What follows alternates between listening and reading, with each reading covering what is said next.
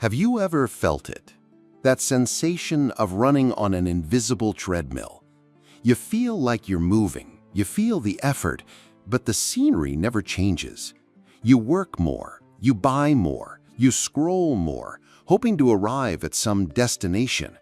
A destination of contentment, but it always seems to be just one more step away. On one side, there is a world that promises you everything, instantly. Pleasure, entertainment, connection, validation, all just a click away.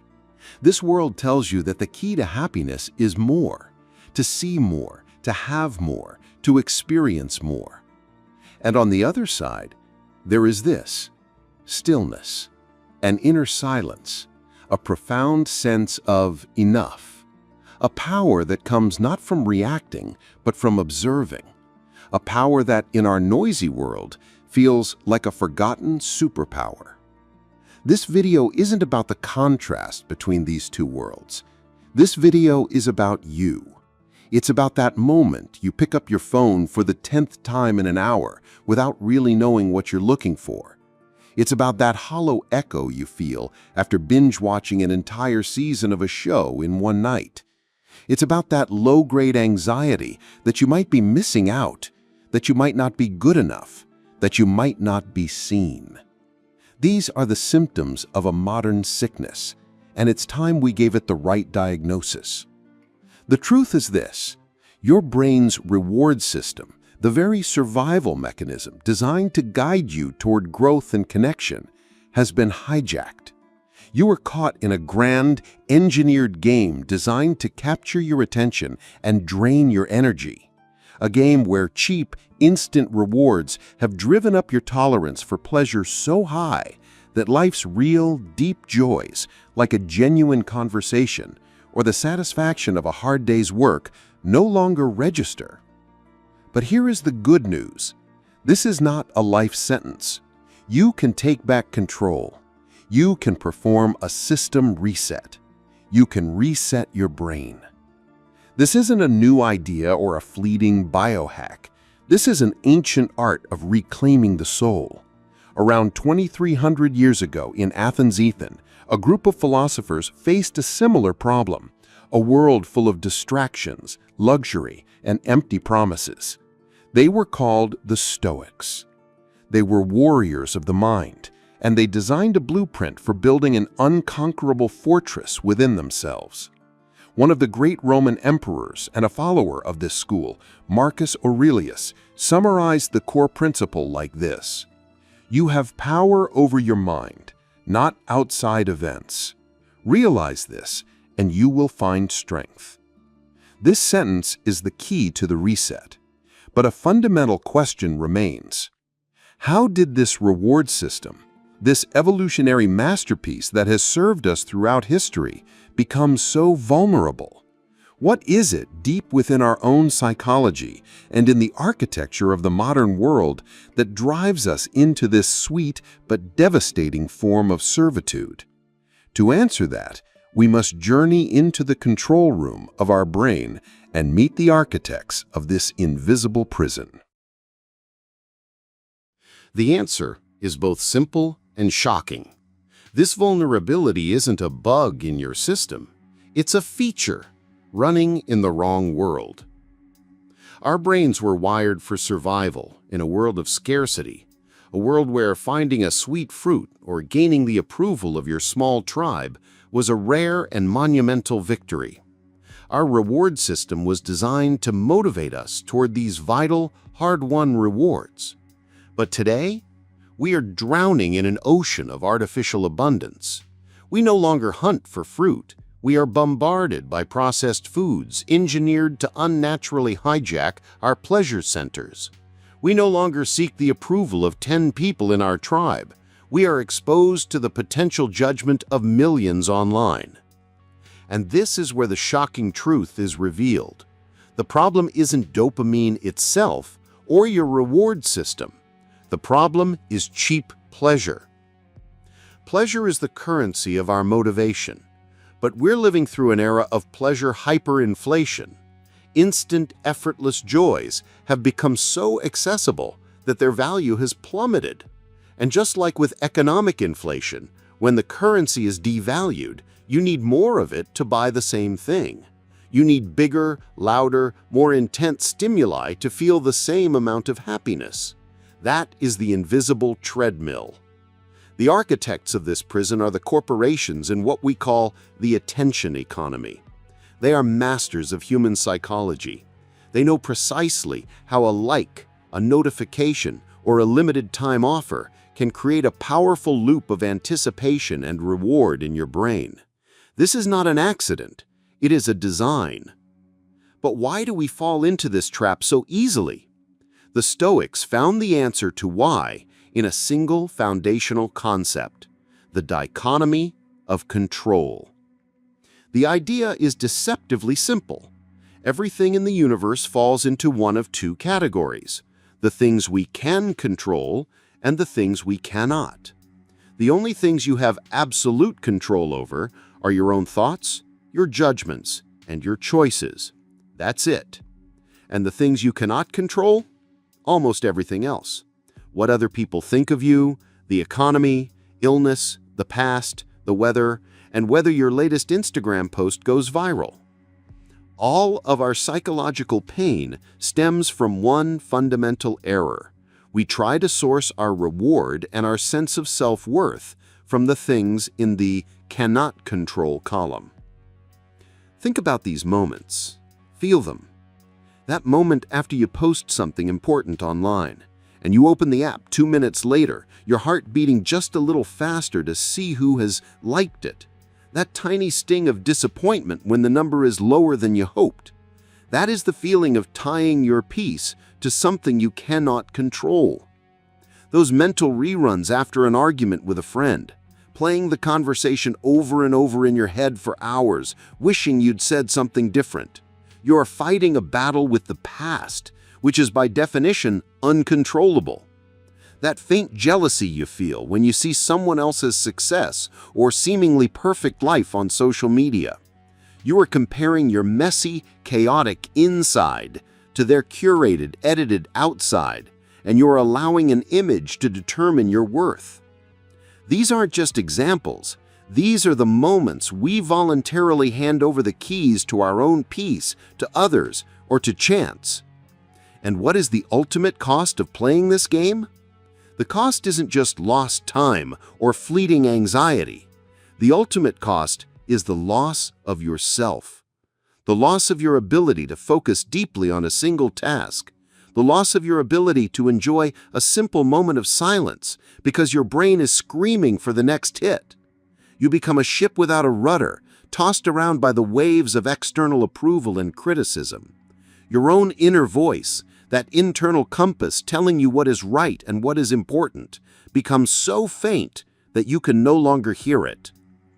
So if this path leads to the erosion of the soul, and if the root of the problem is investing our energy in the wrong things, then what is the map to the exit? What is the alternative mental model that the Stoics proposed for building a meaningful and unshakable life, a life free from this modern servitude? The Stoic answer to this question is not a strategy for attack. It is a declaration of independence, a blueprint for building a shelter in a storm. They call this mental model the inner citadel. Imagine, at the center of your mind, there is an unconquerable space, a fortress whose walls are built from your principles, whose watchtowers are your conscious judgments, and whose commander is your true rational self. This fortress is the source of all your strength, peace, and self-worth. No external event, no insult, and no crisis can breach it unless you, the commander, open the gates. This mental model changes everything. The goal is no longer to control the unstable world outside. The goal is to relentlessly fortify the controllable world within. And this brings us to the key question you must ask yourself, a question that can alter the course of your life. Is my source of peace and self-worth being built within the walls of this citadel, or is it outsourced to the unstable territory of other people's opinions? Your honest answer to this question will show you how free or how enslaved you truly are. When you look at life from this perspective, many of our seemingly normal, everyday behaviors reveal their true nature. They are acts of self-sabotage, of weakening the inner citadel. Behaviors like these: validation seeking. When you post a photo and then refresh the page every few minutes for new likes, you aren't building a fortress. You are begging others to build a temporary hut for you. This is handing over the keys to your main gate to strangers. Mindless consumption.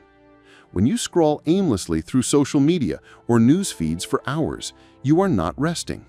You are allowing an invading army to scout the grounds of your citadel, mapping its weaknesses and sowing chaos. Fleeing from silence. When you fill every empty moment with a podcast, music, or a video just to avoid being alone with your own thoughts, you are neglecting to inspect and repair the inner walls. A wall that goes uninspected will eventually crumble. Emotional reactivity. When you lash out at every criticism or swell with pride at every compliment, you are showing the enemy the chinks in your armor.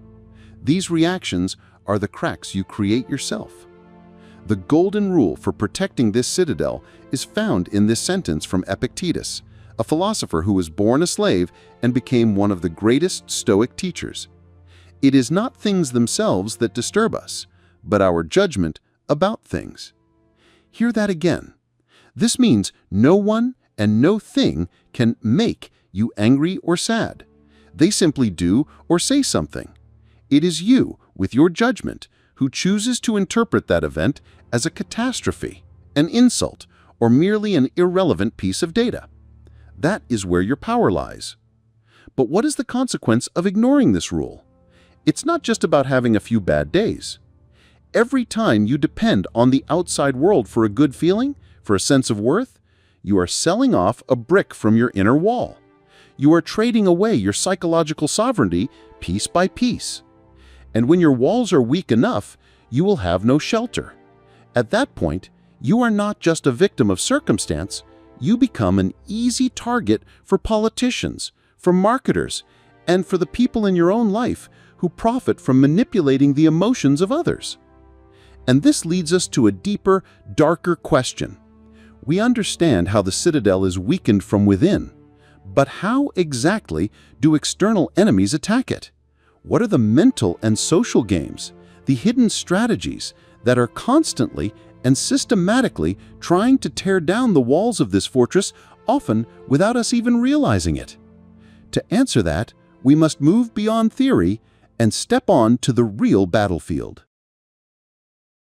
The answer is not a single tactic. The answer is a game, a hidden game we all participate in, but whose rules very few understand.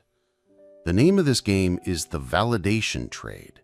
And the bitter truth is this: in this game, your peace of mind is the currency. The enemies of your inner citadel, whether they are social media algorithms or people in your real life, rarely attack with direct force. They are far more subtle. Their primary weapon is not the event itself. Their weapon is the impression.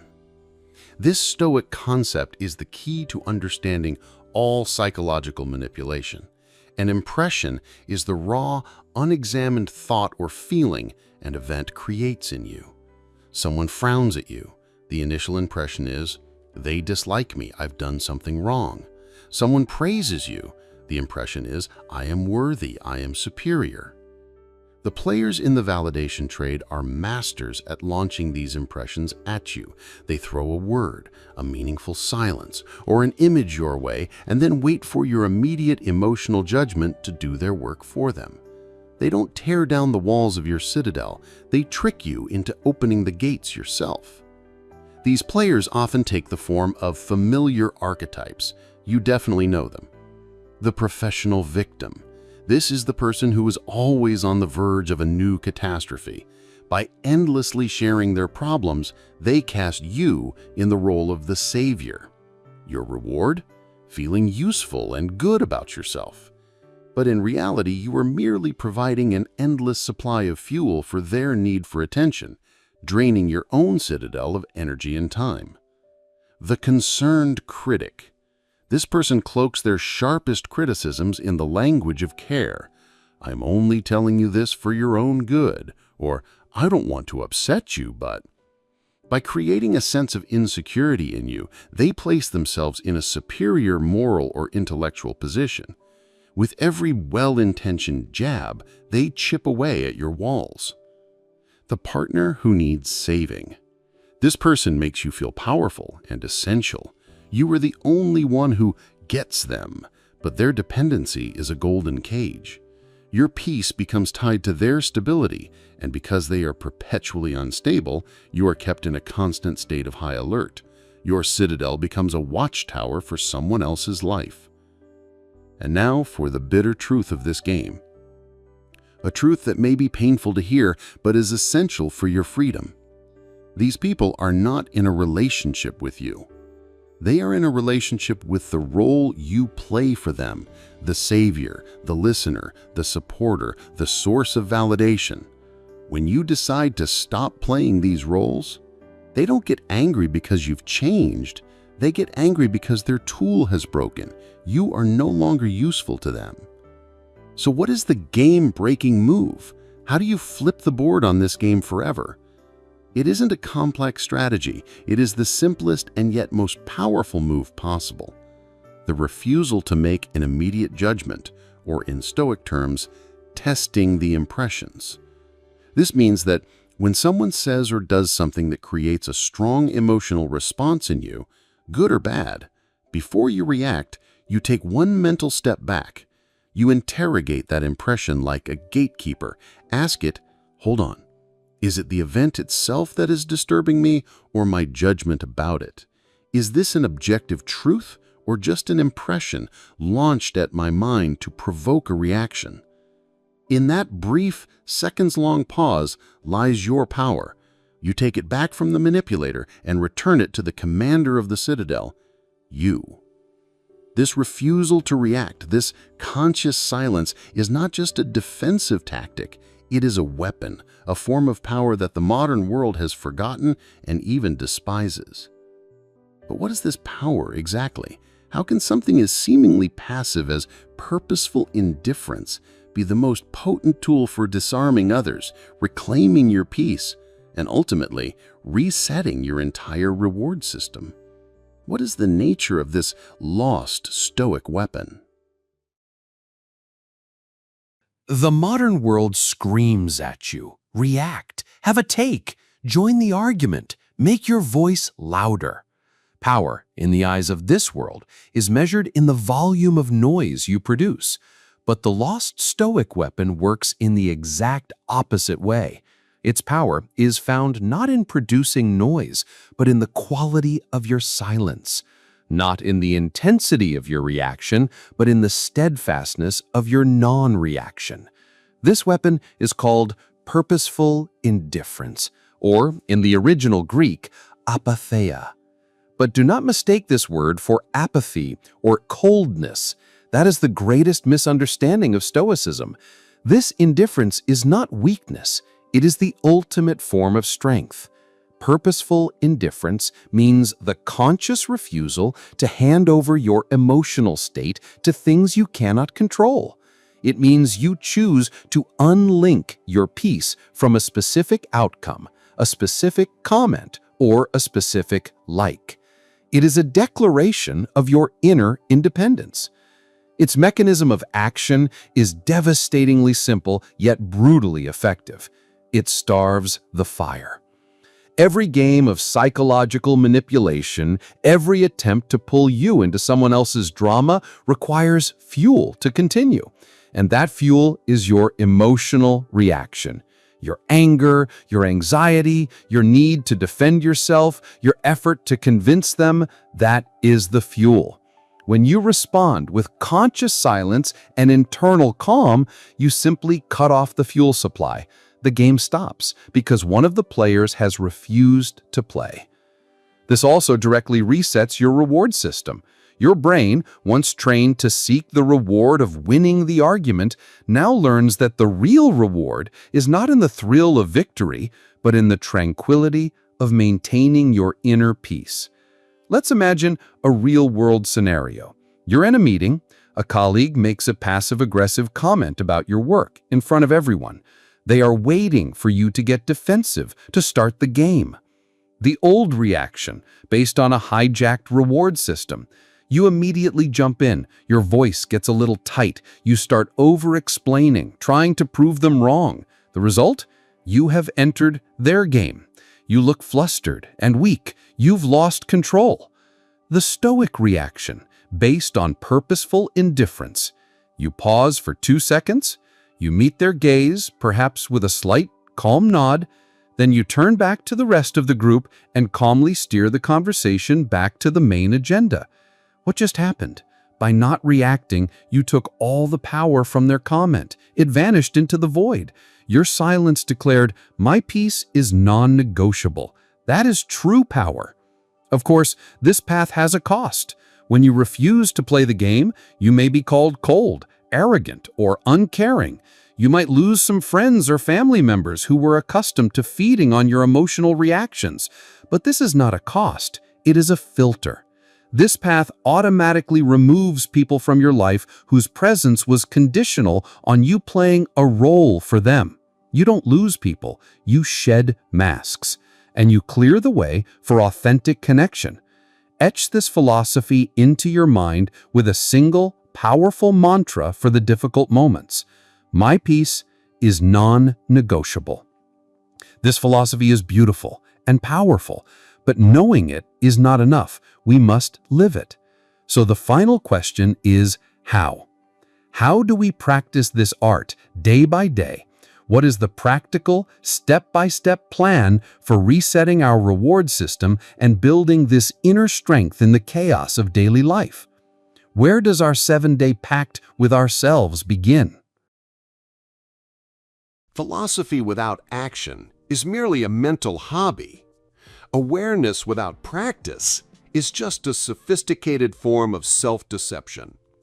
From this moment, we leave the world of knowing and step into the world of becoming. This is your 7-day pact with yourself to take back your brain. The new behavior we will practice is voluntary discipline. This is not about self-punishment or asceticism. It is about intentionally choosing small discomforts to build resilience against the large, involuntary hardships of life. We are deliberately weaning our brains off the addiction to cheap pleasure and teaching it to find its reward elsewhere, in the strength of our own will. This is your 7-day program. Start tonight. Day 1. The dopamine fast. For 3 specific hours, for example, after 9 p.m., turn off all screens. No TV, no phone, no laptop. Sit with your boredom.